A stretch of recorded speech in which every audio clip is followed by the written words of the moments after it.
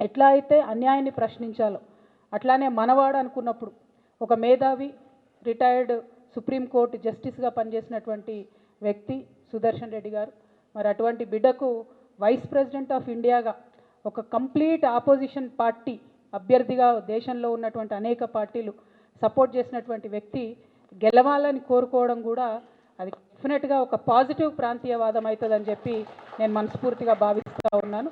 ఇది పార్టీలకు అతీతంగా తెలంగాణ బిడ్డ కాబట్టి ఆయనకు ఒక అవకాశం వచ్చింది కాబట్టి. అంటే నేను ఒక వ్యక్తిని ఎప్పుడు జీవితంలో మర్చిపోలేను.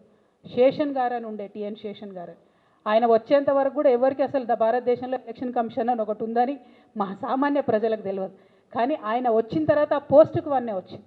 సుదర్శన్ రెడ్డి గారు కూడా గెలిస్తే డెఫినెట్గా వైస్ ప్రెసిడెంట్ పోస్టుకు కూడా వన్నే తెస్తారని నేను అనుకుంటున్నాను. ఎందుకంటే అనేక సందర్భాల్లో ఆయన చూసినాం, ఆయన ఇచ్చినటువంటి పాజిటివ్ తీర్పులు కానీ ఆయనకు ఉన్నటువంటి కాన్స్టిట్యూషనల్ ఎక్స్పర్టీస్ కానీ చూసినాం.